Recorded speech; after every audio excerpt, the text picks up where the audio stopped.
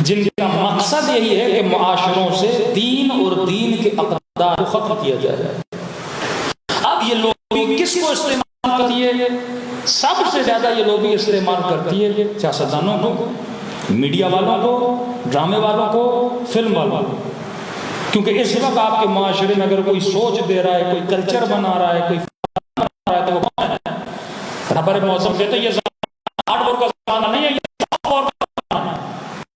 پہلے تھی سخت جنگ، ہتھیاروں کی جنگ، اب ہتھیاروں کی جنگ ختم ہو گئی، اب سافٹ ورک ہے، نرم۔ تمہارے اندر تمہارے ثقافتی الغار کے ذریعے سے، افکار کے ذریعے سے، غلط لوگوں کے ذریعے سے تمہاری فکر کو، تمہارے دین کو، تمہاری ایمان کو چرا بھی لیا جائے گا اور تجھے پتہ بھی نہیں چلے گا۔ جس طرح ہم اپنے اشرے میں کہہ رہے ہیں کہ جہالت کے لشکری اور عقل کے لشکری، فزیکل اس دنیا میں کچھ لوگ شیطان کے سپاہی ہیں، کچھ لوگ اللہ کے سپاہی ہیں، جو تبلیغ دین میں مشغول ہیں وہ اللہ کے سپاہی ہیں، جو بقاء دین کے لیے لڑ رہے ہیں وہ اللہ کے سپاہی ہیں۔ لیکن یہ ناچنے والے، یہ گانے والے، یہ بے حیائی، یہ بے اوریانی پھیلانے والے، یہ نمائندگان شیطان ہیں۔ لیکن بے حیا، معاشرہ کتنا بے حیا ہو جائے، لیکن اگر معاشرے میں مصطفیٰ کا احترام ہے، اگر معاشرے میں قرآن کا احترام ہے، اگر معاشرے میں مولا حسین کا احترام ہے، اگر معاشرے میں مجلس کا احترام ہے، جب احترام ہوگا تو مجلس میں آئے گا، جب آئے اس کے اندر اقدار دین کیا ہوں گے، پیدا ہوں گے۔ پورا سال شیطان محنت کرتا ہے، 2 مہینے میں حسین اس کی محنت پہ پانی پھیر دیتے ہیں۔ یہ 2 مہینے جو مجالس ہیں، آپ کے جوانوں کے سافٹ ویئر امام حسین اپڈیٹ کرتے ہیں، جو وائرسز جوان نسلوں کے ذہنوں میں ڈالے جاتے ہیں۔ قال قال رسول اللہ، قال جعفر الصادق، قال علی بن ابی طالب، یہ فرات اہل بیت سن سن کے ان کی صفائی کی جاتی ہے۔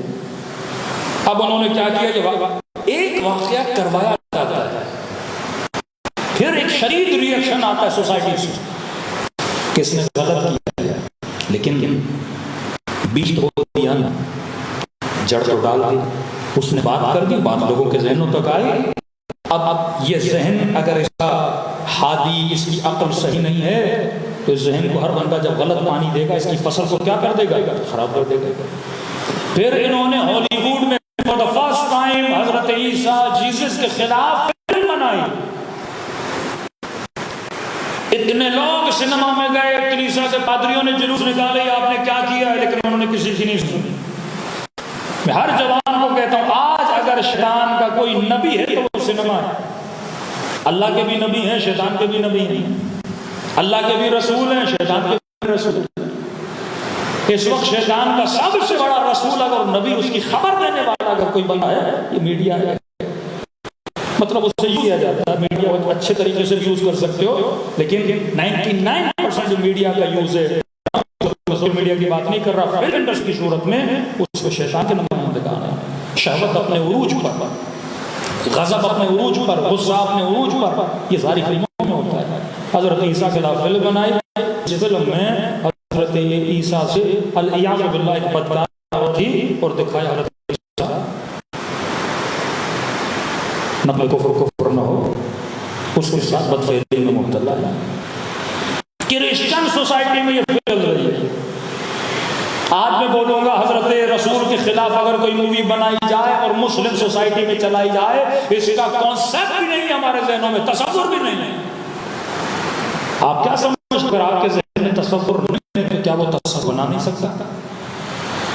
وہ کہتے ہیں تصور بنانے میں کیا یوسوس فی صدور الناس، کئی ایسے کام ہیں آپ کرتے نہیں ہو پر آپ کے ذہن میں ضرور آتے ہیں، کئی ایسے گناہ ہیں آپ کرتے نہیں ہو پر آپ کے ذہن میں ضرور آتے ہیں، ضرورت نہیں ہوتی اس کو ظاہر کرنے کی۔ اس کا کام ہے لوگوں کے ذہنوں میں پڑے ہوئے وسوسوں کو سینما کی چادر پر، سینما کے پردے پہ لائے۔ جو آپ سوچتے ہو نا گندا، وہ گندا وہ دکھاتا ہے۔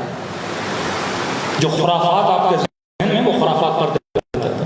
تھوڑا سا ریئیکشن آیا، پھر دوسری فلم بنائی، پھر حضرت سلیمان کے خلاف، پھر حضرت داؤد کے خلاف۔ اتنی غلاظت انبیاء اللہ کے خلاف، توریت میں تو پہلے غلاظت بھری ہوئی ہے نا، حضرت داؤد حضرت سلیمان کے خلاف، کہ داؤد نے اللہ کے ساتھ کشتی کی، سلیمان علیہ باللہ کسی لڑکی پہ علیہ اللہ عاشق ہو گئے، ایک سپاہی تھا، اس سپاہی کو مروا دیا، پوری نسل انبیاء کو خراب کرنے کی کوشش کری گئی۔ ہر معاشرے میں علماء کا احترام ہوتا ہے، یہ آپ کو ہنٹس دے رہا ہوں کہ آپ سنیں۔ جب معاشرے میں علماء کی بے عزتی، بے وقاری، بے احترامی کروائی جاتی ہے، یا بعض اوقات بڑے سلجھے ہوئے لوگ یہ کام کرتے ہیں جس سے شیعہ قوم کو پاکستان میں بڑا نقصان ہوا، اس ٹاپک میں 8-9 مروں کو بات کروں گا۔ جب عزت معاشرے میں عالم کی ختم ہو جاتی ہے، دین کی ویلیو بھی ختم ہو جاتی ہے۔ پادریوں کے خلاف فلمیں بنائی گئی، کلیساؤں کے خلاف فلمیں بنائی گئی۔ آج اب ویسٹرن کلچر میں جائیں، بائبل کا کوئی احترام نہیں، کلیسا کا کوئی احترام نہیں، پادریوں کا کوئی احترام نہیں، کیونکہ انہوں نے دکھا دکھا کر لوگوں کے اندر سے ایک قبیح فعل کو نارملائز کر دیا کہ فرمایا آخری زمانے میں قبیح کو کبھی نہیں سمجھا جائے گا۔ آپ کے سامنے کوئی مثلاً خدا نخواستہ گالی دے، آپ پہلی بار بہت برا مانیں گے، دوبارہ گالی دے گا، تیسری بار گالی دے گا، 4 5 6 7 8 کے لیے وہ معاملہ نارمل ہو جائے گا۔ پہلی بار آپ کا بچہ آپ کے سامنے سگریٹ بھی آپ کو برا لگے گا، لیکن 10 بار اگر یہ کام کرے، فور دا فرسٹ ٹائم اگر کوئی خاتون ٹی وی پر آئے اور دوپٹہ نہ پہنے یا کچھ لباس گندا پہنے، آپ کو برا لگے گا۔ بھئی پاکستان ہے، اسلامی ملک ہے، اسلامی موویز میں ایسا گانا آ گیا، برا لگے گا۔ 1 بار دکھائیں گے، 2 بار دکھائیں گے، 3 بار دکھائیں گے، 4 بار دکھائیں گے، اب نارملائز ہو جائے گا۔ پہلے ایک آدمی کراچی مرتا تھا، ایک آدمی، پھر 2، پھر 3، پھر 7، پھر 1 9 لوگ ڈیلی مر رہے تھے۔ اور کراچی والا لاہور جاتا، لاہور والے کے آپ کے شہر میں ڈیلی 9 لوگ مرے۔ ہم نے یہ کون سی بڑی بات ہے، ہمارے لیے تو روٹی بن گئی۔ اتنا معاشرے میں برائی کو انجام دو کہ برائی برائی نہ لگے، کبھی کبھی نہ لگے، کبھی کو نارملائز بنانا۔ تبھی سختی سے منع کیا گیا، تم نے کسی کا دیکھا بھی ہے نقل کرو، نقل کرنے سے برائی آتی ہے۔ کرتے ہوئے کسی کو شراب پیتے ہوئے، کسی کو تاری کرتے ہوئے دیکھا، نقل نہ کرو کہ معاشرہ برباد ہو جاتا ہے۔ خدا تیرے گناہوں چھپاتا ہے، تو بندوں کے گناہوں کو چھپا، وہ ستار العیوب ہے، تو ستار بنا۔ اب انہی ٹیکنیکس میں سے ایک ٹیکنیک یہ ہے کہ مسلمانوں کے شعائر کی احترام کی جائے۔ ان کو بھی پتا ہے مسلمان جلوس نکالیں گے، چلو 4 جلوس 5 جلوس، حکمرانوں میں تو ویسے ہی غیر کا ٹیکہ ہے ہی نہیں، وہ تو کچھ کریں گے نہیں۔ 4 تبلیغی جماعتیں، 4 دیندار لوگ جلوس نکالیں گے، پھر اپنے آفیسز مشغول ہو جائیں گے۔ پہلے کوئی تصور نہیں کر سکتا تھا خدا کا کوئی کارٹون بنائے، بہتران ہی کہ رسول کرام 1 بار 2 بار بنایا، 3 بنایا، 4 بار بنایا، اب آخر کیا ہوتا جائے گا، نارمل ہو جائے گا۔ بچوں کے ذہنوں میں، جوانوں کے ذہن میں آئے گا، اچھا رسول کا کارٹون بنانا مقدس پرور۔ 2 بار اس کتاب کو جلائیں گے، 3 بار اس کتاب کو جلائیں گے۔ جب یہ کام بار بار ریپیٹ ہوگا تو کیا ہوگا، آپ کی نسلوں کے ذہنوں میں کتاب کا کیا ہو جائے گا، ختم ہو جائے گا۔ بھئی کتاب کتاب ہے، کتاب کتاب کی طرح جل گئی تو کیا ہوگا۔ اسی زائنسٹ لوبی نے مسلمانوں کے اندر ایک فرقہ بنایا جو مقدسات کی توہین کرتا تھا۔ ایک ہی جڑ، ایک ہی رگ ہے۔ جس طرح کرسچنز میں پروٹیسٹنٹ کو بنایا گیا، کیتھولک تھے پروٹیسٹنٹ ہو گئے سارے، اکثریت پروٹیسٹنٹ کی ہے۔ Protest against the law of the God, اللہ کے قانون کے خلاف پروٹیسٹ کرو۔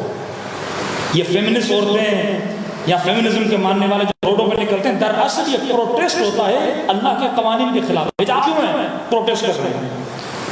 مرد کے 2 حصے، عورت کا 1 حصہ کیوں ہے؟ پروٹیسٹ کر رہے ہیں۔ عورت کی 2 گواہیاں، مرد کی 1 گواہی کیوں ہے؟ پروٹیسٹ کر رہے ہیں۔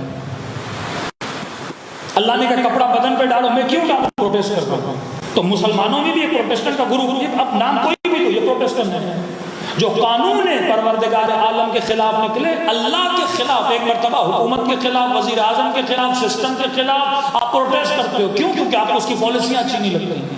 لیکن اللہ کے خلاف بندہ پروٹیسٹ کرتے، اور انہوں نے کیا، کرسچنز نے نام بھی رکھا پروٹیسٹنٹ، جو کیتھولک کے خلاف، پادریوں کے خلاف انہوں نے پروٹیسٹ کیا. آج پوری سوسائٹی دین گریز ہے، دین سے دور ہے. اسی طرح آپ کے اندر، آپ کی نسلوں کے اندر احترام، مسلمانوں کے اندر فرقہ بنایا، امام باقر کا دشمن، علم کا دشمن، تاج کا دشمن، پرچم حسین کا دشمن، علم کے نیچے گزرو نکاح باطل ہو جائے گا، حسین کے نام کو دیکھو گے یہ ہو جائے گا، مزارات پہ جاؤ گے یہ ہو جائے گا، نبی کی قبر کی طرف سلام کرو گے تو یہ بدعت. فرقہ قرآن کی ان کی بھی کوئی عزت و احترام نہیں ہے، پاؤں پہ رکھ کے قرآن پڑھ رہے ہوتے ہیں، سوتے ہیں تو پاؤں نبی کی قبر کی طرف کرتے ہیں. بے ادبی اور جب معاشرے میں پیدا ہوتی ہے وہ معاشرہ بڑی آسانی سے سیکولر بن جاتا ہے، لبرل بن جاتا ہے. اور آپ نے دیکھا جتنے ایکسٹریمسٹ حکم ان کے تھے، تکفیری فتوے ان کے تھے، اور فوراً اچانک سے وہ معاشرہ کیا بن رہا ہے؟ سیکولر بن رہا ہے. یہ مقام تعجب نہیں ہے کہ ایک معاشرہ اتنا ایکسٹریمسٹ کہ ہم کہیں ان سے بڑا کوئی دیندار نہیں ہے، بڑی بڑی گاڑیاں، نمازیں، ہاں، اللہ کا نام، توحید کا نام، کعبے کا طواف، دن بھر اللہ اللہ اللہ اللہ اللہ، اور اسی معاشرے میں سیکولرزم آ گیا ہے، بڑی تیزی سے پھیل رہا ہے، اتنی تیزی سے کہ آپ کی سوچ ہے. کانسرٹ ہو رہے ہیں، گانے ہو رہے ہیں، ہر چیز ہو رہی ہے، سنیما بن رہے ہیں، اب تو سنا مندر بھی بن رہے ہیں، ہر چیز ہو رہی ہے. کیوں؟ کیونکہ پہلے ان کو بہترام بنانا. جب یہ نبی کا احترام نہیں کریں گے نا، ہم جیسا ہے، مر چکا ہے، مردہ ہے، کیا کرو گے اس کی طرف دیکھ کے؟ ختم ہو گیا نا. وَمَن يُعَظِّمْ شَعَائِرَ اللَّهِ فَهِيَ مِن تَقْوَى. اگر شعائر خدا کی عزت اور احترام ہے تو تیرے دل میں خوف خدا ہوگا، پھر تو گناہ نہیں کرے گا. ممکن نہیں کوئی عاشق حسین اور گناہ کرے، ممکن نہیں کوئی عاشق علی اور گناہ. ایک عالم دین اس کا گلا کاٹا تھا، 4-5 سالوں کے لیے ایران ایمبیسی بند کر دی. 4-5 سال نمر جانی نہیں تھا. موت العالم، موت العالم ہوتا ہے. تو ہمارے علماء کا احترام نہیں کرے گا کسی بھی فرقے کا. ہمارے یہاں بعض اداروں کے ذہن میں یہ وہم ہے کہ پتہ نہیں پاکستانی شیعہ کو ایران پرست، یہاں کوئی ایران پرستی نہیں ہے. ہمارے یہاں علماء کی ایک قدر ہے. پورا عراق آیت اللہ سستانی کی سنتا ہے. سستانی کون ہے؟ ایرانی. یہ ان کے ذہن میں ہے ہی نہیں کہ بندہ ایرانی ہے کیا ہے. وہ ہمارا احترام مرجع کا ہوتا ہے، وہ کسی بھی قوم کا، وہ کسی بھی مکتب کا، وہ کسی بھی ملک کا. شیعہ مرجع کا احترام کرتا ہے. پورا عراق آیت اللہ سستانی کی سنتا ہے. اس سے پہلے آیت اللہ محسن الحکیم عراقی تھے. پوری دنیا کے شیعہ ان کی اتباع کرتے تھے. ہمارے یہاں نسل پرستی تو ہے ہی نہیں. دوسرا یہ ذہنوں میں ڈالا جلی عالم اللہ کہ مجھے ایک بات یہ بہت بری لگتی ہے کہ جس طرح انڈیا کے مسلمان بار بار انڈین گورنمنٹ کو یہ احساس دلاتے ہیں کہ ہم ہندوستانی ہیں، ہم ہندوستانی ہیں، کیونکہ ان کو یہی بولا جاتا ہے کہ تم پاکستانی ہو. اور یہ چیز مجھے یہاں محسوس ہوتی ہے کہ ہمیں کیوں بتانا پڑتا ہے کہ ہم پاکستانی ہیں، ہم حب الوطنی ہیں. ہر قوم کا ایک جین ہوتا ہے. آپ پوری دنیا میں جہاں جہاں شیعہ رہتے ہیں ان کا جین چیک کر لو. پوری دنیا میں شیعہ جہاں بھی ہے وہ نیشنلسٹ ہے، کہیں بھی چلے جاؤ. ایرانی شیعہ بے انتہا اپنے وطن سے محبت کرتا ہے. عراقی شیعہ بے انتہا اپنے وطن سے محبت کرتا ہے. لبنانی شیعہ بے انتہا اپنے وطن سے محبت کرتا ہے. عراق کا سنی اتنی عراق سے محبت نہیں کرتا. لبنان کا سنی اور کرسچن اتنی لبنان سے محبت نہیں کرتا، کیونکہ جتنی جانیں لبنانیوں نے عراق لبنان کے بچانے کے لیے دی ہیں کسی اور لبنانی نے نہیں دی ہیں. جتنی جانیں شیعہ عراقیوں نے عراق کے بچانے کے لیے دی ہیں کسی اور شیعہ نے نہیں دی. آذربائیجان کا شیعہ جتنی آذربائیجان سے محبت کرتا ہے وہاں کا کوئی اور مکتب والا نہیں کرتا. تو شیعہ کسی بھی ملک کا ہو وہ اپنے وطن کا عاشق ہوتا ہے. کیونکہ یہ درس ہمیں کس نے دیا ہے؟ امام حسین نے دیا.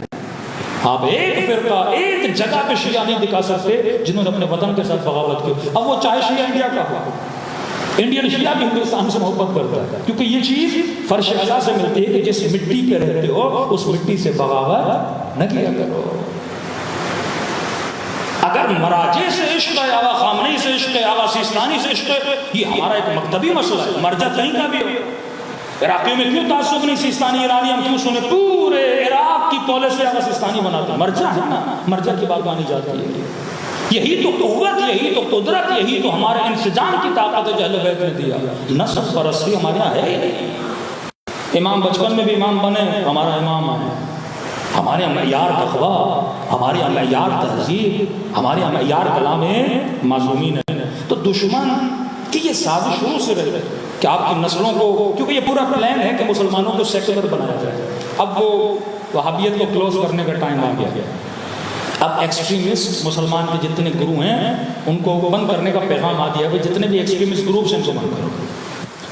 اب ان کے جتنے بھی فنکشنز ہیں یا تہوار ہیں یا رسومات ہیں ان کو فیسٹیول کا نام دو، وہ بیداری ختم کر دو، کیونکہ آپ کو نہیں پتا کہ آپ کے جلوس، آپ کی آزاداریاں دشمن کے لیے کتنا خطرہ رکھتی ہیں۔ واللہ اگر قومیں نظریاتی کی جائیں، ان جلوسوں سے کیا کچھ نہیں ہو سکتا۔ 35 ایئر صدام عراق میرا جلوس نہیں نکلنے دیتا تھا، کیوں؟ اب اسے پتا تھا کہ ایک سیاسی پارٹی جلسہ بھی کرے کروڑوں روپے خرچ کرنے پڑتے ہیں لوگوں کو جمع کرنے کے لیے۔ یہ بھی افسوس کا مقام ہے، آج کل مجالس بھی سیاسی جلسوں کی شکل اختیار کر گئی ہے۔ میرے مولوی کا رش کتنا ہے اور تیرے مولوی کا رش کتنا ہے، بھئی یہ معیار تھوڑی ہے، نمبر بازیاں ہو رہی ہیں۔ کوئی پارٹی پیسے خرچ کر کے بھی بڑی مشکل سے 2 لاکھ 4 لاکھ لوگ جمع کرتی ہے۔ یہاں عاشورہ کا دن آتا ہے، حسین کے نام پہ بچے بوڑھے سب باہر نکل آتے ہیں۔ یہ کس قوم کے پاس یہ جذبہ ہے مجھے بتائیے؟ پوری دنیا میں، پوری دنیا میں کون سی قوم ہے جو اپنے اتنے لوگ باہر نکالا؟ یہ ٹریننگ تھی مکتب اہل بیت میں، تاکہ اپنے حق کے لیے بندہ باہر نکلنے کا جذبہ رکھے۔ کسی اور کو نکالنا بڑا مشکل ہے، لیکن شیعوں کو تو ٹریننگ ہے۔ لوگ 3 دن کا دھرنا نہیں دے پاتے، شیعوں کو کیا ہے؟ دھرنا دیں گے، نوحیں پڑھتے رہیں گے، مولا کا نام لیتے رہیں گے۔ ہمارے تو بچے کو ٹریننگ ہے نا باہر نکلنے کی۔ اس چیز سے بڑا خطرہ ہے۔ کہتا ٹھیک ہے جلوس نکلے لیکن اس کو اینگل نہ ملے۔ صدام کہتا تھا اگر یہ جلوس نکلے اور سب نے میرے خلاف آواز اٹھانا بلند کر دی، وہ کہتا تھا یزید پہ لعنت کرو، میرا نام نہیں لیں گے۔ یہ مت کہنا کہ میں آج کا یزید ہوں، اب پرانے والے یزید سے مجھے کوئی مسئلہ نہیں، نئے یزید کا نام نہیں لو۔ ہاں ہم بھی حسین کا احترام کرتے ہیں، ہم بھی حسین کا احترام کرتے ہیں کہتے ہیں، لیکن نیا لیڈر ہمیں نہ دکھانا، کیونکہ اتنے بڑے مجمع کو اگر کوئی لیڈ کرنے آ گیا تو مجمع کو کہیں بھی لے جا سکتا ہے۔ پھر قوموں میں لیڈر نہیں بننے دیا جاتا، لیڈروں کو مار دیا جاتا ہے، چھین لیا جاتا ہے، اختلافات پھیلائے جاتے ہیں، ٹولوں میں فرقوں میں بانٹ دیا جاتا ہے۔ اصل ہدف کیا ہے؟ مسئلہ مسلمانوں سے نہیں، آپ سیکولر بن جائیں ان کو کوئی ایشو نہیں، مسئلہ دینداری سے ہے، مسئلہ حجاب سے ہے، مسئلہ عفت سے ہے، مسئلہ حیا سے ہے، مسئلہ قال رسول اللہ سے ہے۔ اگر کوئی دینی حکومت بنی تھی، ایک وہابی ذہنیت کا آدمی تھا، اس نے کہا ایران میں بڑا ظلم ہے اہل سنت پہ، تو پاکستانی صاحب کھڑے ہوئے تھے، اس نے کہا ٹھیک ہے بھائی جتنا ظلم ایران میں سنیوں پر ہے تم اتنا ہی کرو ہمارے اوپر پاکستان۔ جتنی آسائشیں ملی ہوئی ہیں آپ سوچ بھی نہیں سکتے۔ بائی روڈ جائیں پاکستان کے بلوچستان، اور جیسے چابہار میں آپ ہوں گے، چابہار سے ایران شہر چلے جائیں، وہاں جتنے بھی اہل سنت کے علاقے ہیں، یعنی ایسے لگتا ہے کہ یہ بھی بلوچ ہیں یہ بھی بلوچ ہیں، لیکن آپ ان کی زندگیاں دیکھیں، گاڑیاں ہیں، شہر کے سب کچھ، کیونکہ ہمیں تعصب ہے ہی نہیں۔ ایران میں یہ کانسیپٹ ہی نہیں ہے کہ شیعہ مسجد میں کوئی اہل سنت آ کے نماز پڑھے اور وہاں پہ یہ ہو اس کو مسجد سے نکالا جائے، لیکن شیعوں کو خوف آتا ہے کسی اور کی مسجد میں نماز پڑھتے ہوئے۔ کوئی حملہ نہ کر دے، کوئی بدتمیزی نہ کر دے، کوئی بے احترامی نہ کر دے، کیونکہ مکتب اہل بیت محبت کا مکتب ہے۔ آج تک ہم نے اپنی ماں باپ کو باہر نہیں لگایا، کوئی اور نہ ہے، ہم تو کھلم کھلا کیا دیتے ہیں، دعوت دیتے ہیں، کیونکہ ہمارا عقیدہ ہے کہ اہل بیت کی محفل میں آئے گا، محبت اہل بیت لے کر باہر جائے گا۔ شیعہ بھی اتنے تھے نہیں، کس طرح بڑے، انہی مجالس امام حسین سے۔ تو مجالس کا ایک مقصد ہے شعائر اللہ کا احترام کرنا اپنی نسلوں کے دلوں میں، اور یہ امام حسین نے اہتمام کیا کہ پورا سال دشمن کبھی قرآن جلاتا ہے، کبھی کارٹون بناتا ہے، کبھی دین کی توہین کرتا ہے، تو اپنے بچوں کو فرش عزائے امام حسین پر لاؤ اور ان کے دلوں میں قرآن کا تقدس، اہل بیت کا تقدس اور شاعر اللہ کا تقدس بھرو، تاکہ یہ قومیں اور نسل دیندار بھی بنے اور دشمن سے لڑنے کے ان کے اندر جذبہ بھی پیدا ہو۔ صلوات پڑھے محمد و آل محمد۔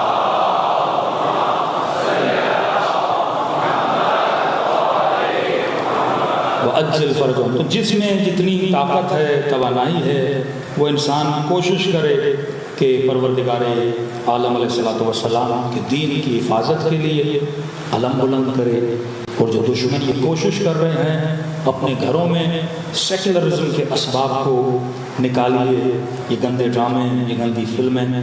دیکھیے، ایک تو ہمارے ذمہ داروں نے بھی اس چیز پہ توجہ بہت کم دی ہے نا۔ عقل اگر قوموں میں نہ ہو تو قومیں غلطی کرتی ہیں، جذباتی ذہن ہمیشہ غلط فیصلے کرتا ہے۔ پہلے نیا نیا کیمرہ آیا، فتوے آئے، کیمرے سے فوٹو نکالنا حرام، ٹی وی آیا تو گھروں میں ٹی وی رکھنا حرام، وی سی آر آئی کا وی سی آر خریدنا حرام، اور ایسے جذباتی مومنٹ تھے، دکانیں توڑ دی، وی سی آریں توڑ دی بیچارے لوگوں کی، کہ یہ بھی حرام ہے، یہ بھی حرام۔ سینما بنا، ضیاء الحق کا زمانہ آیا، سارے سینما گھر اس نے کیا کر دیے، توڑ دیے، کہ یہ شیطان کے گھر ہے۔ کسی نے توجہ نہیں دی کہ بھائی ٹیکنالوجی ختم کرنے سے، ٹیکنالوجی سے دین کو کوئی خطرہ نہیں۔ اب زمانہ گزرتا گیا، اب سب سے بڑے کیمرے بھی مولویوں کے پاس ہیں، بڑی بڑی ٹی ویوں پہ، اسکرینوں پہ، رمضان میں بھی سامنے مولوی بیٹھا ہوا ہے۔ فضل الرحمان سے کسی نے کہا مولانا آپ کا فتویٰ تھا فوٹو نکالنا حرام ہے، بڑا چالاک اس نے بھی ایسا جواب دیا کہ ابھی اس میں تھوڑا فکر کرنا پڑے گا زمانے کے حساب سے۔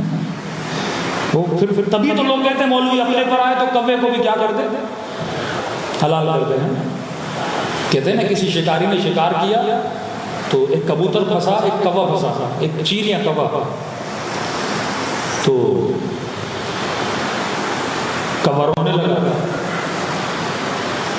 کبوتر نے کہا رونا تو مجھے چاہیے، رو تو کیوں رہا، میں حلال بھی ہوں، مجھے تو ذبح کر دے گا، تو حرام ہے۔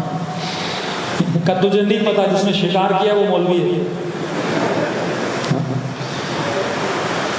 تیرے اوپر شاید رحم آ جائے چھوڑ دے، لیکن مولوی مجھے نہیں چھوڑے گا، وہ کہیں نہ کہیں سے کوئی روایت نکال کے حلال کر کے مجھے کھا لے گا۔ یہ وہ علماء سو دین کا ستیہ ناش کیوں ہے؟ کیونکہ شعور نہیں تھا، آپ کے یہاں اجتہاد تھا، حلالے کے مسئلے ہیں۔ سماوی صاحب شیعہ بنے ہیں، انہوں نے تونس میں اتنے شیعہ کیوں بنے؟ کہتے فقہ کی وجہ سے۔ فقہ اہل بیت ایک زندہ فقہ ہے، وہ اپنے زمانے کے حساب سے آسانیاں پیدا کرتی ہے، فتوے دیتی ہے۔ وہاں پہ قدماء کا ذہن تھا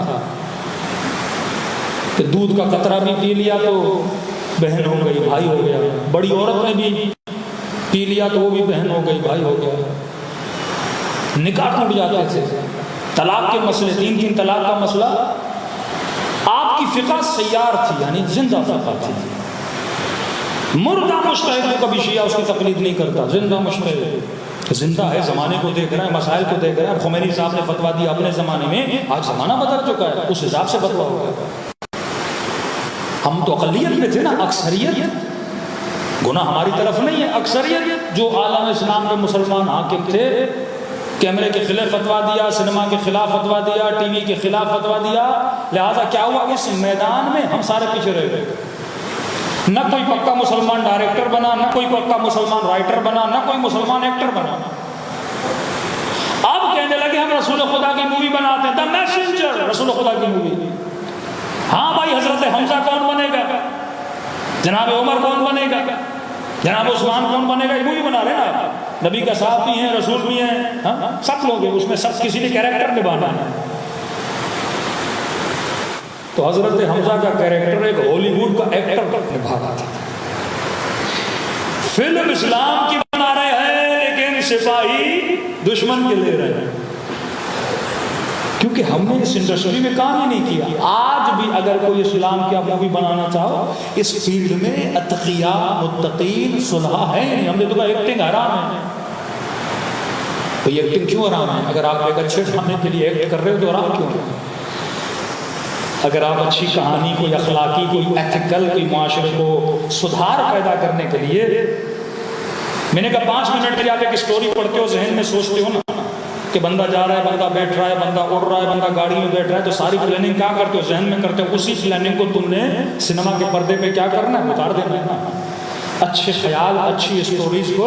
تو یہ میدان ہم نے خالی چھوڑا ہوا، اور اس وقت ہماری مائیں بہنیں ڈراموں پر، ہمارے بچے ڈراموں پر، پہلے تو 20 قسطیں 40 قسطیں، اب تو اتنی سیریز نکل گئی کہ بندے کی شاید عمر ختم ہو جائے سیریز ختم ہو جائے۔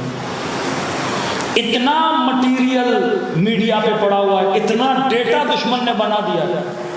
ہارر دیکھنا ہے، ہارر ڈیٹا، اینگر دیکھنا ہے، ایکشن موویز، گندگی دیکھنی ہے، گندگی والی موویز، کیا دیکھنا ہے آپ نے؟ اس نے پلیٹ میں ہر شے رکھی آپ کے جوان کے لیے، آپ کی نسلوں کے لیے۔ اب سوال یہ ہے یہ سنیما کب بنتا ہے، انڈسٹریز کب بنتی ہیں؟ جب آپ کے پاس حکومت ہو۔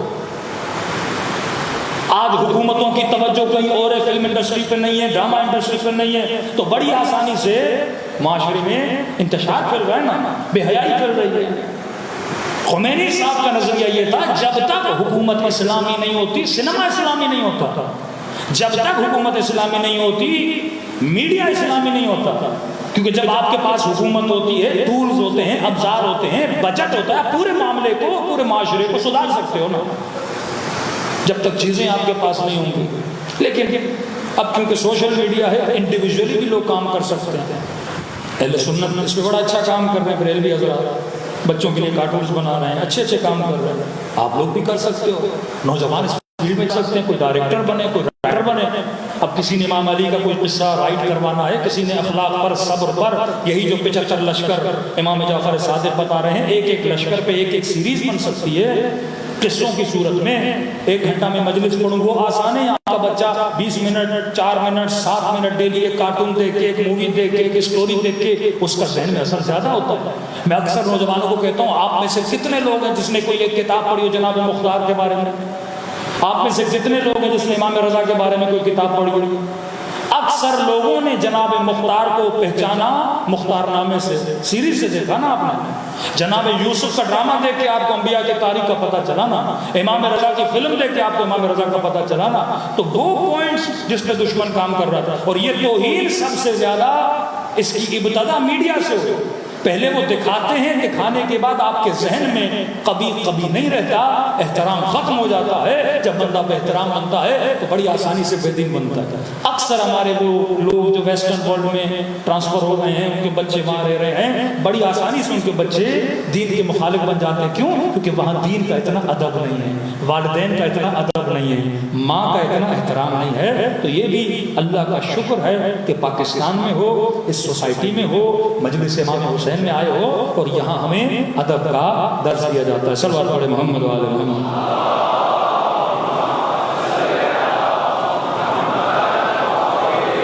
میں معذرت چاہتا ہوں آج کیونکہ قرآن سوزی کا واقعہ ہوا تھا، تو اس پہ کیونکہ کوئی بھی واقعہ ہوتا ہے اس کے پیچھے بہت بڑی سازش ہوتی ہے، سائیکولوجیکلی آپ کے ذہنوں کے ساتھ کھیلتے ہیں، اور ان کو پتہ ہے وہ کیا کر رہے ہیں۔ تو اس کے مد مقابل واقعہ ہمارے یہاں بھی عظمت قرآن، عظمت اہل بیت علیہ الصلوۃ والسلام پہ بار بار اپنے بچوں کو بتایا جائے۔ حبیب ابن مظاہر 24 گھنٹے میں ایک مرتبہ پورا قرآن پڑھتے تھے، 24 گھنٹے۔ امام حسین کے لیے مشہور ہے کہ تقریباً 300 آیتیں، کتنی آیتیں امام حسین پڑھا کرتے تھے۔ مولا علی کے لیے تو مشہور ہے، امام خمینی کے لیے مشہور ہے، جب بھی وقت ملتا تھا جیب سے قرآن نکالتے تھے، قرآن پڑھتے تھے۔ اپنے بچوں کو قرآن سے اونس دلاؤ، صرف تجوید کی کلاس میں نہ بھیجو، یہ بھی سکھاؤ، تھوڑا بہت ترجمہ، تھوڑی بہت تفسیر۔ آپ قراتی کی تفسیر بہت بہترین تفسیر ہے، تفسیر نور، عوامانہ تفسیر ہے، ڈیلی ایک آیت 2 آیتیں، ماں بیٹی باپ یا آپس میں بیٹھ گئے 4-5 لوگ، چلو جمعے کے دن ایک دن مختص کر لو کہ جمعے کے دن ہم قرآن کی 5 آیتیں پڑھیں گے، آدھا صفحہ پڑھیں گے۔ یہ روٹین جب آپ کی زندگی میں بن جائے گی نا تو زندگی میں نور بھی آئے گا، بیماریاں بھی دور ہوں گی، گھروں میں رحمتیں بھی نازل ہوں گی۔ ہم نے قرآن رکھا ہے کس کے لیے؟ رمضان کے لیے۔ امام حسین رکھا ہے ہم نے محرم کے لیے، مہینے سجائے ہوئے نا، اور دسمبر کا مہینہ نیو ایئر آتا ہے، وہ ناچ گانے کا مہینہ آ جاتا ہے۔ ایسے نہ کریں، ہر سال مومن کا، ہر دن مومن کا اطاعت خدا میں گزرے، محبت اہل بیت میں گزرے، کیونکہ رسول نے کہا انی تارک فیکم الثقلین کتاب اللہ و عترتی اہل بیتی، میں 2 چیزیں چھوڑے جا رہا ہوں، ایک اللہ کی کتاب ہے، دوسرا محمد اور آل محمد کا نور ہے۔ صلوات پڑھے محمد و آل محمد۔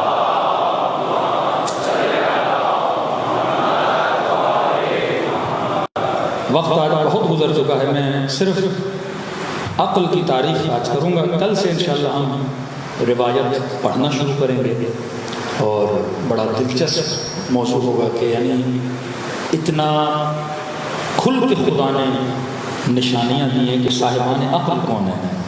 اور آج میں نے کھولی تھی سورہ نور، اور کل جس کو مطالعہ کرنا ہوتا سورہ نور کی 35ویں آیت شروع کریں، 3-4 آیتیں انشاءاللہ تعالی کل پڑھیں گے اس سورہ نور میں، کیونکہ عقل بھی نور ہے اور قرآن سورہ نور ہے۔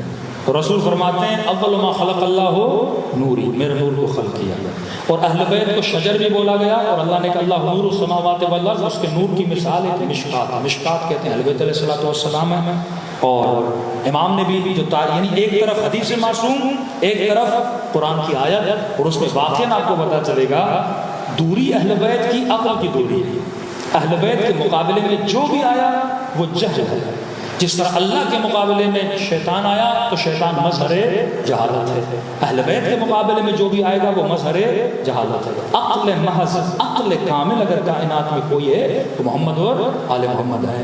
امام 75 لشکر کے نام لیتے ہیں اور فرمایا کچھ لوگوں میں 2 طرح کی عقلیں ہیں، ایک عقل متبوع ہے، ایک عقل مسموع ہے۔ متبوع عقل یعنی طبیعی، بائی نیچر ہر بندے کے پاس ہے، لیکن اس کے لیولز الگ الگ ہوتے ہیں۔ مطلب عقل متبوع پیدا ہوتے ہر بندے کے برابر نہیں ہوتے۔ جس طرح میں نے ٹوئنس بچوں کی مثال دی تھی کہ ایک ہی گھر میں ایک ہی ماں کے پیٹ سے 2 بچے پیدا ہوں، ایک ہی باپ کا لقمہ کھائیں، کوئی سخی ہوتا ہے کوئی کنجوس ہوتا ہے۔ بعض اوقات ایک بندہ بالقوہ بالفعل کی میں نے بات کی تھی، عقل متبوع میں وہ بندہ سچا ہے، اس کو دوست اتنا سکھاتے ہیں یار فلاں جگہ پہ جانا ہے، 2 منٹ کے لیے جھوٹ بول رہا، بڑی کوششیں ٹریننگ کر کے بھی جاتا ہے، پھر بھی اس سے جھوٹ بولا نہیں جاتا، کیونکہ طبعاً وہ بندہ سچا ہے۔ اب اس سچائی کی کوئی ذاتاً ویلیو نہیں ہے، کیونکہ بائی نیچر وہ سچا ہے نا، اس نے سچائی کو حاصل کرنے کے لیے کوئی محنت نہیں کی۔ اب اس نے محنت کرنی ہے، اس کو باقی مطلب اس کے پاس ایک سپاہی موجود ہے طبیعتاً، پیدائشی اس کے پاس عقل کا ایک سپاہی موجود ہے، اب اس نے دوسرے سپاہیوں کو کیا کرنا ہے؟ اکٹھا کرنا ہے۔ دوسری جگہ پہ ایک بندہ ہے جو پیدائشی مثلاً کنجوس ہے، یہ اس کے پاس جو سپاہی ہے یہ جہالت کا سپاہی ہے، اس نے سپاہی کو اپنے آپ سے کیا کرنا ہے؟ دور کرنا ہے۔ یہ بہت مشکل ہے۔ کئی اوقات عادتاً آپ کئی کام کرتے ہو آپ کو پتہ نہیں ہوتا، مثلا کسی نوجوان نے کہا مولانا میں پیٹ کے بل سوتا ہوں، الٹا سوتا ہوں، میں نے کہا منع ہے، معصومین منع کرتے ہیں، شیطان اوندا سوتا تھا نہ سویا کرو۔ میں نے کہا آج کے بعد آپ کوشش کرو یہ صفت نکالنے کی۔ وہ کہنے لگا مولانا 4 دن سے نیند ہی نہیں آ رہی، الٹا سوتا ہوں تو آتی ہے ویسے آتی نہیں۔ یہ کام مشکل ہے کہ جب ایک صفت تمہارے اندر پیدا ہو جاتی ہے اس صفت کو نکالنا بڑا مشکل ہوتا ہے۔ ایک مکمل حدیث معصومین کی کہ ترک گناہ کیسے چھوڑا جائے۔ ہر کسی کو پتا ہے گناہ برا ہے، اب اس برائی کو چھوڑنا کیسے؟ یہ مقام عبرت ہے، یہ مقام بڑا مشکل ہے کہ بندہ گناہ کو چھوڑے کیسے۔ بندے کو پتہ ہے گالی دینا بری بات ہے، لیکن زبان پہ کنٹرول کرنا یہ بڑا مشکل ہے۔ بندے کو پتہ ہے زیادہ کھانا بری بات ہے، لیکن پیٹ پہ کنٹرول کرنا یہ مشکل ہے۔ تو پہلے یہ دیکھو تمہارے پاس کتنے عقل کے سپاہی ہیں۔ آپ کا ایک بچہ پیدائشی شاید شریف بھی ہو، سچا بھی ہو، باحیا بھی ہو، اب اس نے زیادہ محنت نہیں کرنی کیونکہ پیدائشی حیا والا بھی ہے، سچا بھی ہے۔ اب اس نے اس صفت کو باقی رکھنا ہے۔ کیوں؟ کیونکہ طبیعتاً جو بندہ اچھا ہوتا ہے جب وہ گرتا ہے نا، جتنا وہ نقصان کرتا ہے ایک گنہگار نہیں کرتا۔ ایک سوسائٹی کو پتا ہے یہ جوان کبھی جھوٹ بولتا ہی نہیں ہے، مشہور ایک سوسائٹی میں یہ جھوٹ نہیں بولتا۔ اب خدا نہ خواستہ اگر کسی دن یہ جھوٹ بولے گا تو یہ کتنوں کو گمراہ کرے گا؟ اس پورے محلے کو گمراہ کرے گا، کیونکہ لوگ کہتے تھے یہ جھوٹ نہیں بولتا۔ آدھی لائن تورات میں بدلی گئی، آدھی لائن، ہاف سینٹینس تورات کا چینج کیا گیا۔ اب یہ سینٹینس جس نے چینج کیا، لوگ اس کو، کوئی عام آدمی تو نہیں ہوگا، بہت بڑا آدمی ہوگا، مطلب یہودیوں کا بہت بڑا خاخام ہوگا، وہ اپنے مولوی کو خاخام بولتے ہیں، بہت بڑا خاخام، بہت بڑا کوئی علامہ، کوئی بہت بڑا آیت اللہ ہوگا جس نے یہ سینٹینس چینج کیا ہوگا نا۔ اس نے کیا سینٹینس چینج کیا کہ آخری نبی جو آئے گا وہ کس کی نسل سے ہوگا؟ اسماعیل کی جگہ پہ اس نے اسحاق لکھ دیا۔ پوری امت کو، امت موسیٰ کو اس بندے نے گمراہ کر دیا، ایک سینٹینس یعنی ایک نام بدلنے کے بعد کہ اللہ نے کہا وہ نسل زبی سے ہوگا۔ زبی کون ہے؟ حضرت اسماعیل ہے۔ یہودی کیا کہتے ہیں؟ زبی کون ہے؟ اسحاق ہے۔ کہتے اسماعیل کے گلے پہ چھری نہیں چلی تھی، اسحاق کے گلے پہ چھری چلی تھی۔ اور نسل کس سے بڑھے گی؟ اسحاق سے بڑھے گی۔ رسول خدا نے جب اپنا شجرہ بتایا کہا ہمیں اسماعیل سے، یہیں پہ اختلاف بنا کہ نہیں وہ اسحاق سے ہوگا، اسماعیل سے نہیں ہوگا۔ اور خدا نے قرآن میں حضرت ابراہیم کا واقعہ اس لیے نقل کیا تاکہ یہودیوں کی آنکھیں کھولی جائیں، وہ اسحاق نہیں تھا، کون تھا؟ اسماعیل تھا۔ آدھا سینٹینس بدلنے سے لوگوں کا دین تباہ و برباد ہو گیا۔ ایک لفظ ہے کہا من کنت مولا ہو فہذا علی مولا۔ مفتی اور مولوی نے مولا کا معنی بدل دیا، امت کو بولا مولا کا مطلب ہے دوست۔ ایک سینٹینس بدلنے سے پوری امت علی کی ولایت کی منکر ہو گئی نا۔ اب یہ کون بول رہا ہے؟ عام آدمی نہیں۔ یہ جعل حدیث کا کام مجھ سے اور آپ سے نہیں کروایا جائے گا، بڑے بڑوں سے کروایا جائے گا۔ ایام فاطمہ میرا خمسہ ہے جس میں 3 یہودیوں کا میں نے ذکر کیا جو مسلمان بنے، ابو ہریرہ، کعب الاحبار، ایک اور بندہ، یہ پہلے یہودی تھے بعد میں مسلمان بنے۔ امام خمینی ابو ہریرہ کے حوالے سے پہلے سنت امام ابو ہریرہ بولتے ہیں نا، صحابی رسول۔ امام خمینی سخت ترین نقاد تھے ابو ہریرہ۔ جب حکومت اسلامی آئی انہوں نے کہا جو مولوی ابو ہریرہ جیسے ہیں ایران میں ان کے سروں سے امامے اتارے جائیں، کیونکہ ہمارا عقیدہ ہے کہ حدیثوں میں رد و بدل کیا گیا۔ اس پہ ایک پورا باب ہے، پورا ایک اختلافی بحث ہے جعل حدیث کے اعتبار سے، سارے تو کوئی معصوم نہیں ہے۔ تو ایک لفظ جو بدلے، اب وہ کون بدل رہا ہے یہ اہمیت ہوتی ہے۔ ایک بندہ جو پورا معاشرہ کہتا ہے یہ سچا ہے، اب سچا آدمی جب جھوٹ بولتا ہے نا معاشرہ تباہ ہو جاتا ہے۔ ایک ریڑی والا جھوٹ بولے مسئلہ نہیں ہے۔ موسیٰ کا سگا کزن ہے نا قارون، بڑے بڑے عابد بنی اسرائیل کے جب جھوٹ بولتے ہیں تو معاشرہ تباہ ہوتا ہے۔ تو اب دیکھو شیطان چھوٹے چھوٹوں پہ محنت نہیں کرتا، وہ بڑوں پہ محنت کرتا ہے۔ اس کو پتا ہے میں نے مفتی کو گمراہ کر دیا تو پوری قوم کیا ہو جائے گی؟ گمراہ ہو جائے گی۔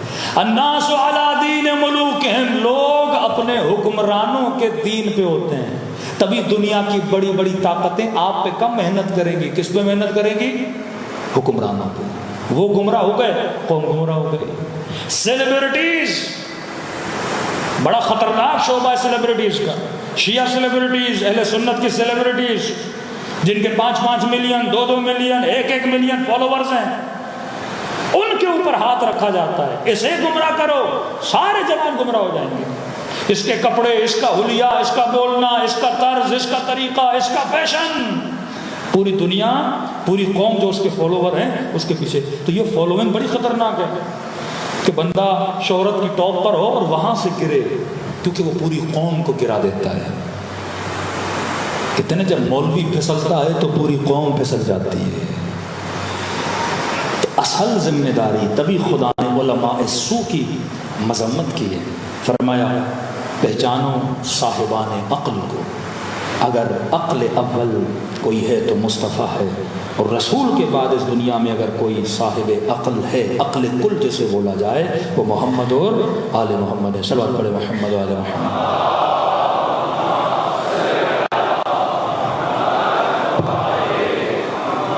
بارہ دیگر صلوات پڑھے.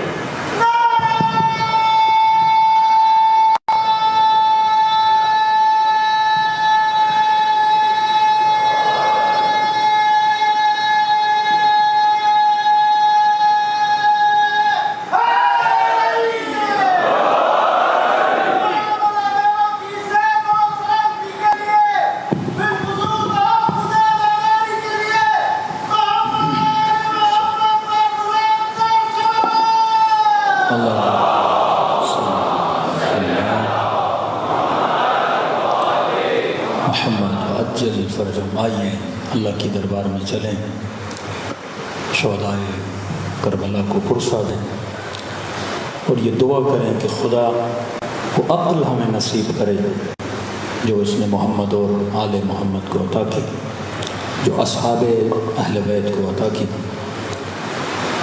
آیت اللہ مقدس اردبیلی کے لیے مشہور تھا. اب بیان کرنے کا مقصد یہ نہیں کہ یہ ہمارے لیے بھی کوئی حجت ہے، نہیں. ہر عالم کا ایک اپنا طریقہ، ایک اپنا طریق ہوتا تھا. آقا مقدس اردبیلی کبھی بھی ایک رات بھی کربلا رکے نہیں. جب بھی زیارت امام حسین کے لیے جاتے تھے، جتنی دیر رہتے تھے امام حسین کے حرم میں عبادت کرتے تھے. جب بالکل تھک کے نڈھال ہو جاتے تھے پھر نجف کی طرف روانہ ہوتے تھے. تو کسی نے آقا مقدس اردبیلی سے پوچھا کہ آپ رکتے کیوں نہیں؟ ہمارے کئی ایسے علماء تھے جب امام کے حرم میں جاتے تھے دعا کرتے تھے کہ مولا وہ دکھ، وہ تکلیف جو آپ نے محسوس کی ہمیں بھی تھوڑا محسوس کرائیے. آقا ششتری، سید محی العلوم، جنہوں نے واقعاً کربلا کے واقعات کو اپنی آنکھوں سے دیکھا. مقدس اردبیلی کہتے ہیں اس دن میں نے جب پہلے جاتا تھا تو میں نے پہلی بار امام حسین کو یہ بولا کہ مولا میں بھی آپ کی اس تکلیف کو محسوس کرنا چاہتا ہوں. تو فرماتے وہ میری زندگی کی آخری رات تھی کربلا میں کہ جب میں اس رات کو سویا تو میں نے اپنے کانوں سے بی بی زینب کے رونے کی آوازیں سنی. کہتا ہے وہ درد تھا سیدہ زینب کے رونے میں کہ اگر خدا کا حوصلہ نہ ہوتا تو شاید مقدس اردبیلی کا کلیجہ پھٹ جاتا. کہتا ہے اس دن کے بعد میں کربلا میں کبھی رکا نہیں. 2-3 جوان، ایک آئسو کا جوان تھا، کہہ رہے تھے مولانا جب کیمپ لگتا تھا شروع میں بڑے تبلیغی کیمپ ہوتے تھے تو کہہ لیں دعائے کمیل چل رہی تھی. دعائے کمیل کے بعد مولانا جیسے میں سو گیا، بہت رویا امام حسین کے مصائب پر. میں نے خواب کے عالم میں دیکھا کہ میرا بدن گویا سرزمین کربلا پہ پڑا ہوا ہے اور گویا میں شہدائے کربلا میں سے ہوں.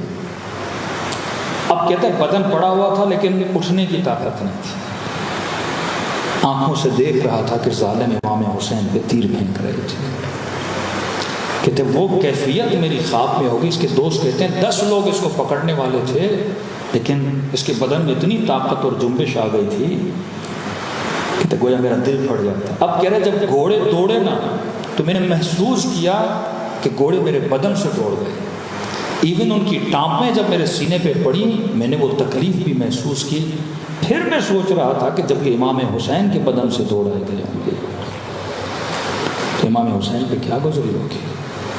تو اس لئی نے کہا نا کہ ابن سعد جب میں نے حسین کے بدن پہ گھوڑے دوڑائے، کیونکہ عربوں کے یہاں 2 گھوڑے ہوتے تھے، ایک جنگ کے لیے، ایک لاشوں کو پامال کرنے کے لیے. جب لاشوں کو پامال کرنا چاہا تو وہ گھوڑے لائے گئے. وزنی گھوڑے ہوتے تھے، پاؤں میں سم لگائے جاتے تھے. تو فخر سے کہنے لگا ابن صاحب جب میں نے گھوڑے دوڑائے تو میں نے کانوں سے حسین کی پسلیوں کے ٹوٹنے کی آوازیں سنی.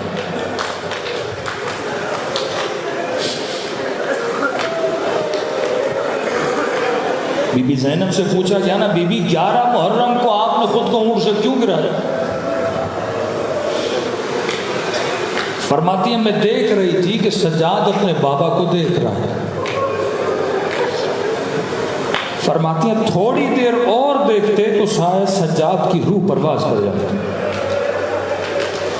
چہرہ دودھ کی طرح سفید ہو گیا تھا. تو میں نے خود کو اونٹ سے گرایا تاکہ سجاد کی توجہ بابا کے بدن سے ہٹے اور پھوپھی کی طرف آ جائے. امام دیکھے تو روح پرواز کر جائے. تبھی چھٹے ماں فرماتے ہم نے اپنے شیعوں کے سینوں پہ 6 پردے ڈال دیے ہیں. اگر یہ پردے نہ ہوتے یہ مصائب سنتے اور ان کا دل پھٹ جاتا.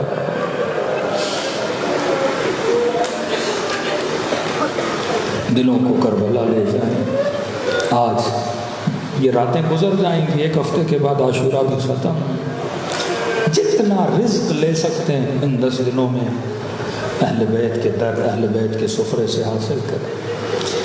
ایسے سلام کریں جیسے سیدہ زینب نے بھائی کو کیا. ایسے سلام کریں جیسے جناب جابر نے کیا. السلام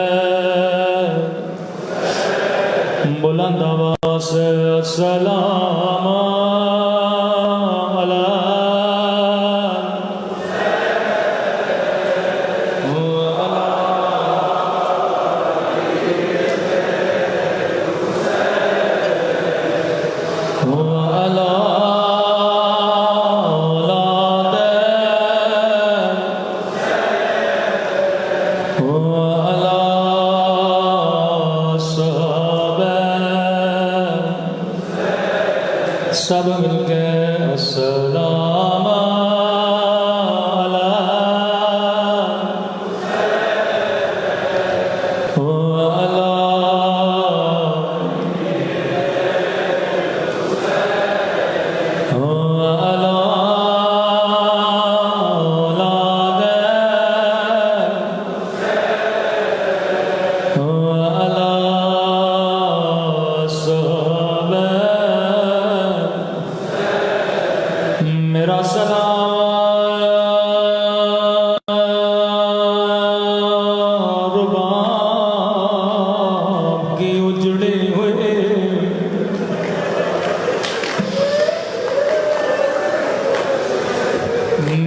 سلام علی اصغر کی ننھی سی گردن پہ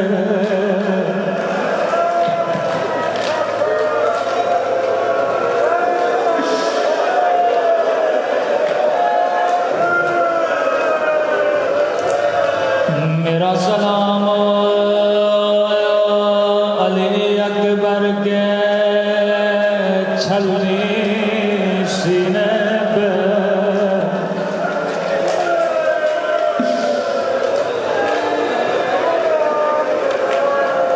میرا سلام قاسم کی ٹوٹی ہوئی بسلیوں پہ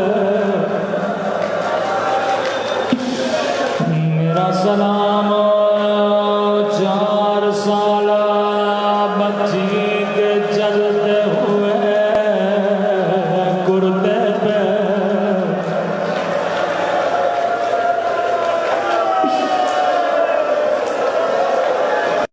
میرا سلام مسلم کے زخمی بدن پہ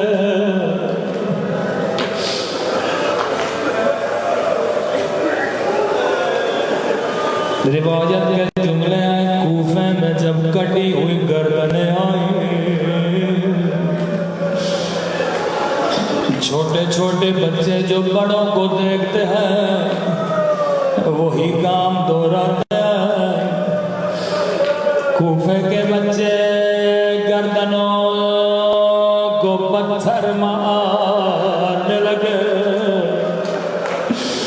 نوکے نیزہ پہ سروں کو پتھر مارنے لگے ایک چھوٹے بچے نے پتھر اٹھایا امام حسین کو مارنا چاہا ایک کٹی ہوئی گردن سے آواز آئی میرے لال نہ مار یہ تیرا مولا ہے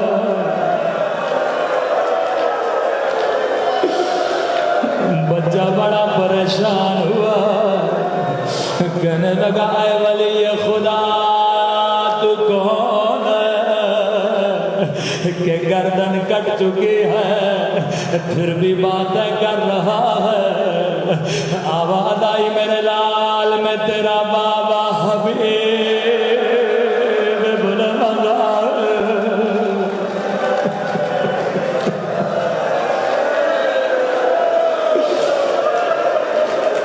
جلدی گھر جاؤ اماں کو بلاؤ کہو گھر سے چادر لے کے آئے زہرا کی بچیاں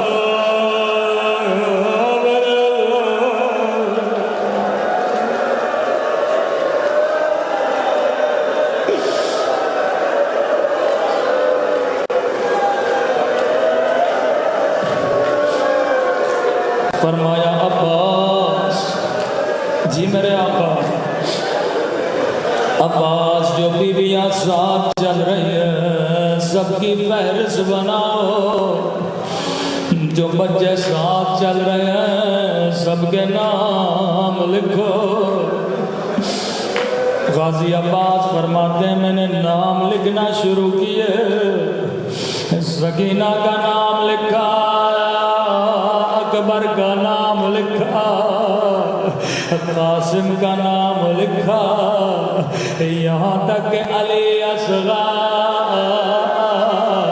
کا نام لکھا لیکن جب صغرا کا نام آیا امام نے فرمایا ابا میری بیٹی بیمار ہے صغرا ساتھ نہ چلے گی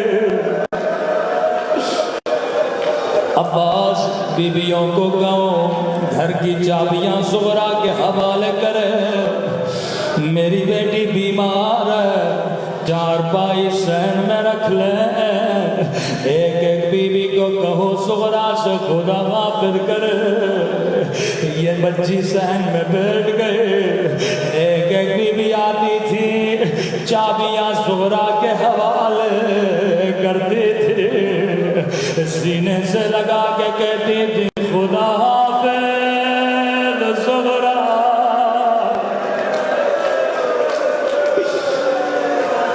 لیکن جب آپ میں زہرا کچھ بھی نہ کہتے تھے، آخر میں بی بی زینب کی باری آئے، سینے سے لگایا، روکے گا خدا حافظ زہرا، اگر زندگی رہے تو پھر ملیں گے. راوی کہتا زہرا نے دونوں بائیں پھوپھی کے گلے میں ڈالے، رو کے کہنے لگی پھوپھی اماں میں سمجھ گئے میرا بابا واپس نہیں آئے گا. پھوپھی اماں میں یتیم ہو گئے، میں سمجھ گئی میرا اکبر واپس نہیں آئے گا.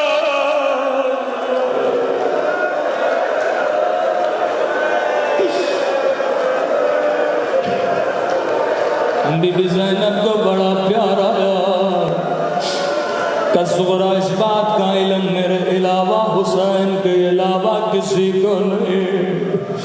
زہرا تجھے کیسے پتا چلا تیرا بابا نہیں آئے گا، تیرا اکبر واپس نہیں آئے گا؟ روکے گا پھوپھی اماں میں بیمار ہوں، مجھے راتوں کو نیند نہیں آتے. آدھی رات کا وقت تھا، میں نے کیا دیکھا، آسمان سے ایک نور ہمارے اترے، اس ہماری سے کالے برقعے میں بی بی باہر آئے، اپنے سر پہ خاک ڈال کے کہنے لگے میرے لال حسین، تیری ماں زہرا تجھے کہا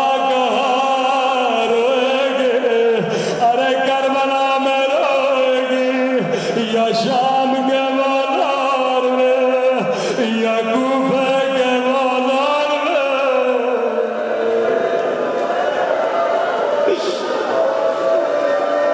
بی بی زینب روتے روتے امام حسین کے پاس گئے، فرمایا میری جان حسین، اگر زہرا کے نہ چلنے کی وجہ اس کی بیماری ہے، میں زینب وعدہ کرتی ہوں زہرا کا خیال کروں گے، اپنے ہاتھوں سے کھانا کھلاؤں گے، لیکن اگر کوئی اور وجہ ہے حسین مجھے بھی تو بتاؤ.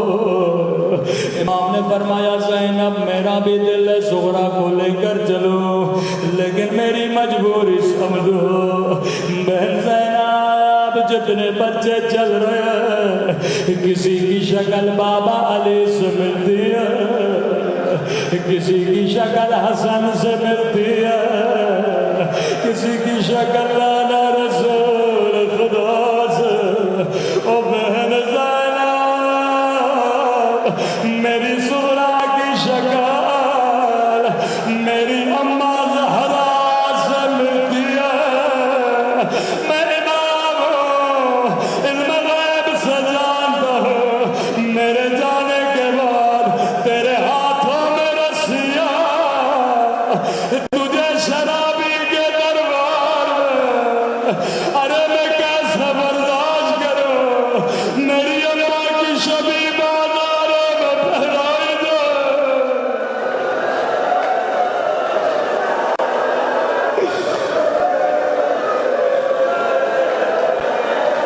میرے اماں کی شبی درباروں میں پھیلائی جائے. مولا حسین یہ شیعہ پہ قربان، آپ کی غیرت پہ قربان، آپ نے برداشت نہ کیا اماں کی شبی پہ کوئی آ جائے. اللہ جانے حسن نے کیسے برداشت کیا، جب نظروں کے سامنے ایک بند گلی میں ظالم نے زہرا کو دروازہ مارا.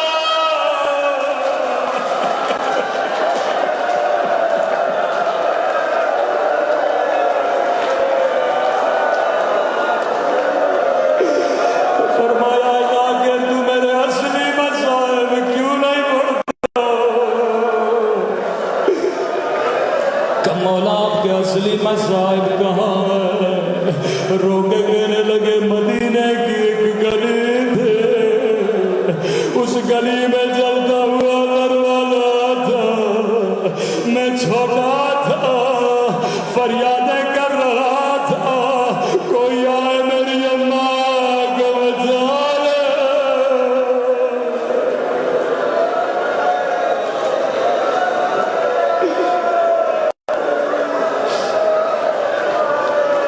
اے خدا تجھے زہرا کی غربت کا واسطہ، تجھے حسین کی غیرت کا واسطہ، ہمارے مولا اور آقا امام زمانہ کا ظہور فرما۔ اے خدا قبر و قیامت میں شفاعت حسین نصیب فرما۔ پروردگارہ جو مانگا نہیں مانگا اپنے خزانے قدرت سے ہم سب کو نصیب فرما۔ ان گنہگار آنکھوں کو امام زمانہ کی زیارت نصیب فرما۔ ہم سب کو عاقبت بخیر نصیب فرما۔ ربنا تقبل منا انك انت السميع